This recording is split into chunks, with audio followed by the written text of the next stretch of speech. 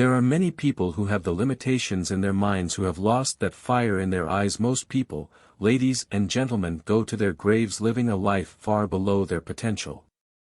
And the question is, if you die today, what ideas, what dreams, what talents, what gifts will die with you? You have the ability to do more than you can ever begin to imagine. It's what you create. It's the habit of what you put in your head.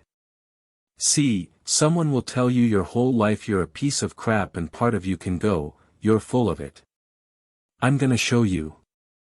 Lots of people have done that. They never bought it. Or someone tell you're beautiful your whole life. You go, I'm not really beautiful. So what people tell you doesn't matter at all. It's what you stack. It's what you assemble. You need to believe and know that you're one decision, one relationship, one meeting, one book, one thought, one something away from a completely different life. It's an effort play. If you don't have self-confidence, you've never kept the promises you make to yourself. Check that box. If you have self-confidence, you've started to keep the promises you make to yourself.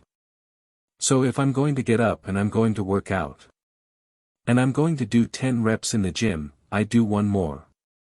If I'm going to do 45 minutes on the treadmill, I do one more. If I'm going to make 10 contacts in a day, I do that and one more. There's a lot of times where I don't know how I'm going to move forward. But I ask myself one question: can you take another step? And that answer is always yes. You're passing through that keyhole. But if you pass through it, then something massive opens up on the other side. And it is definitely the case that disciplinary institutions, universities are exactly that, is their places of guidance and their places to encourage people to develop the discipline that's necessary to see beyond the discipline. I mean, that's why we have disciplines, right? I mean, the words aren't there by accident. And once that discipline was established, then the disciplined mind could explode in every direction, which is precisely what happened. And that's the thing about growing up, is that when you're a teenager and a young adult, you have to sacrifice everything you could have been as a child to be the one thing that you're aiming at. But then that opens up and the universities are part and parcel of that process. Change is automatic, but progress is not. Start today. Right now. What do I really want, in depth? What are the rituals that will get me there? And then get yourself to start a few of those actions and lock them in place. If you make the changes in yourself, you're going to be proud. And no amount of money or accolades from other people can mirror the feeling of being proud of knowing you've taken back control of your life. Everything in life is always changing. We don't have to work on change. The major key to the good life every day in 1,000 different ways. We are trying to improve ourselves by learning how to do things. We spend a lifetime gathering knowledge in classrooms, in textbooks, in experiences. Now, if knowledge is power, if knowledge is the forerunner to success, then why do we fall short of our objectives? Why, in spite of all our knowledge and in spite of our collective experiences, do we find ourselves aimlessly wandering, settling for a life of existence rather than a life of substance? There may be many answers to this question. Your answers may be different than your associate, or your spouse's, or your friends. The fundamental answer is the absence of discipline. Applying all that we know. Discipline. Self-discipline. We might add one more word here: consistent. Consistent self-discipline. It doesn't really matter how smart you are or how much you know, if you don't use it. And once you're disciplined, like you're like a sharpened sword, man, like a well-tempered blade, and then you can go out there and operate in the world. The reason that discipline is necessary is because you're a mass of competing short-term interests. And so the question is then, well, which short-term interests should win out? And the answer to that is none of them. They need to be organized into a hierarchy that makes them functional across time and across individuals. Get really simple things you can do right now to change your life. You can go to experience it that day. And then you get momentum. Day 1, Day 2, Day 3, Day 4, and all of a sudden now what used to be hard to do is easy to do.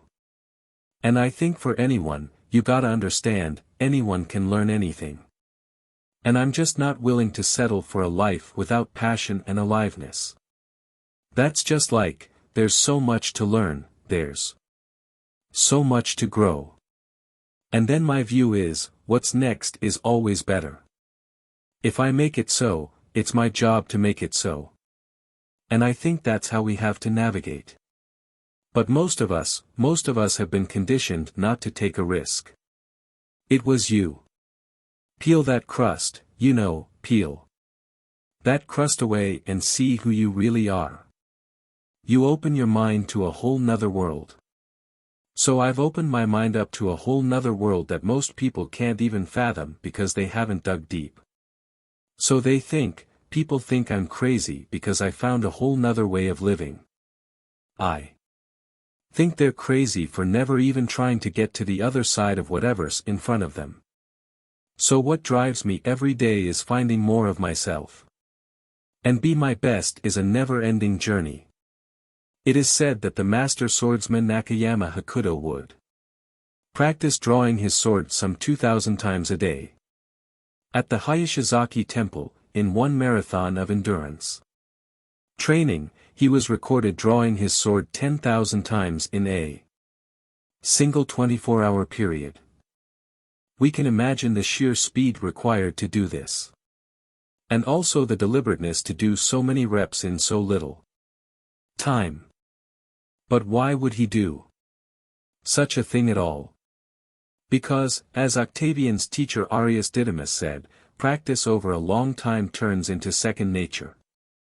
We don't rise to the occasion, we fall to the level of our training. The samurai Musashi was once challenged by a warrior named Miyake Gunbei, a man who thought himself one of the best in the world. On his third attack, frustrated by his lack of success, Gunbei charged at Musashi in an aggressive lunge.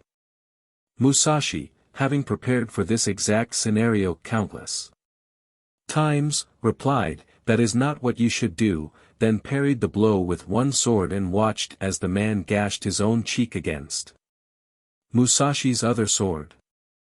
How had he known? Practice. Cho-ten Seiki Ren was Musashi's phrase. Training from morning to night. Oh, you've done that? Okay. Do it some more. And after that? More. More. More. Do it some more. And after that? More. More. More. 1,000 days of training to develop, Musashi would write. 10,000 days of training to polish. For a samurai, there was no such thing as pretty good. If a pretty good swordsman met a better fighter, he would die. It's like the Basketball Hall of Famer Bill Bradley's observation: when you are not practicing, refining, working, somewhere, someone else is. And when you meet them, they will beat you. Or kill you. Gunbei was lucky enough to learn this lesson and live to tell about it.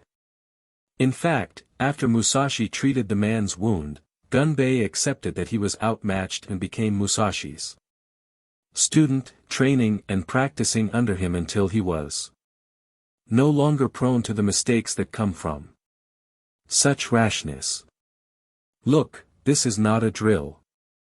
There is no greatness without practice. Lots of practice. Repetitive practice. Exhausting, bone-crunching, soul-crushing practice. And yet what emerges from this practice is the opposite of those three feelings: energy, strength, confidence. You deserve that. Yes, your body will burn. But that's the evidence. From that burning comes real heat, heat you can apply to your craft, to your work, to your life. The cellist Pablo Casals practiced continually late into his life, even long after he was widely considered a master, because he believed he was still making progress. In fact, we might say that progress and practice are synonyms. You can't have the former without the latter. And the latter is worthless without the former. Drawing the sword from the scabbard. Thrusting. Blocking. To build up your stamina for those skills, you lift weights. You do conditioning.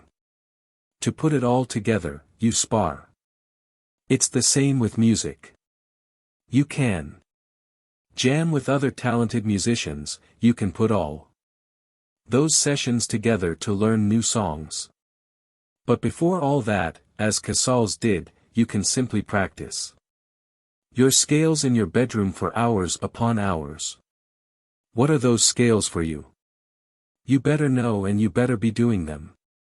No matter what you do, practice will make you better. Florence Nightingale wanted young nurses to understand that nursing was an art that required as hard a preparation as any painter or sculptor's work. Churchill spent many evenings practicing his impromptu performances. Only you know what it will look like to train in your art. Like a samurai, an Olympic athlete, a master in pursuit of excellence. Only you will know what you need to practice from morning until night, what to repeat 10,000 times. It won't be easy, but in that burden is also freedom and confidence. The pleasure of the flow state. The rhythm of second nature. The quiet calmness of knowing that, from the practice, you'll know exactly what to do when it counts. The pride and the dependability of doing it too.